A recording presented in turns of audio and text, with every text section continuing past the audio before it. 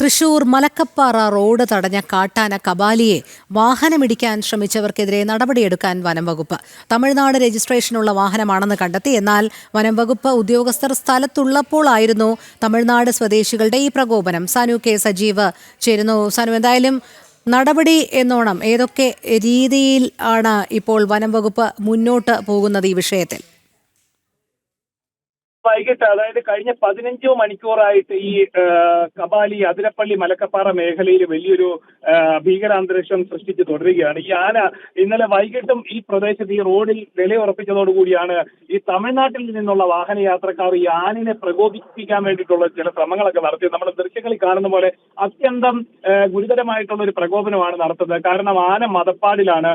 ഇത് പല ഭാഷകളിൽ വനംവകുപ്പ് മുന്നറിയിപ്പ് നൽകിയിട്ടുണ്ട്. ആനിനെ പ്രകോപിപ്പിക്കരുത്, ആനിനെ പ്രകോപിപ്പിച്ചാൽ വലിയ രീതിയിൽ ആന രോക്ഷം കൂലരാകാനും ഒപ്പം തന്നെ വലിയ അക്രമം അഴിച്ചുവിടാനുള്ള സാധ്യത ഉണ്ടെന്ന് അടക്കം പറഞ്ഞ സാഹചര്യത്തിലാണ് ഇത്തരത്തിൽ ഈ വിനോദസഞ്ചാരികളുടെ ഭാഗത്ത് നിന്ന് ആനയെ പ്രകോപിപ്പിക്കാനായിട്ട് ഒരു നീക്കം ഉണ്ടായിരിക്കുന്നത്. നമുക്ക് ദൃശ്യങ്ങളിൽ കാണാം, ആനയുടെ തുമ്പിക്കൈയെ പോയി ഈ ഒരു സ്കോർപിയോ വാഹനം ഇടിക്കുന്നുണ്ട്. പിന്നിൽ നിന്ന് ആളുകൾ പറയുന്നുണ്ട് മാറാനായിട്ട്. എന്തായാലും ഇവരതിന് കൂട്ടാക്കാതെ തുടർച്ചയായിട്ട് പ്രകോപനം തുടർന്നു. എന്തായാലും ഈ സംഭവത്തിൽ വനംവകുപ്പ് കേസെടുക്കുമെന്ന് അറിയിച്ചിരിക്കുകയാണ്. ആനയുടെ ദേഹത്ത് വാഹനം ഇടിപ്പിച്ചു എന്ന് കാട്ടിക്കൊണ്ടാണ് വനംവകുപ്പ് കേസെടുക്കാനായിട്ട് തീരുമാനിച്ചിട്ടുള്ളത്.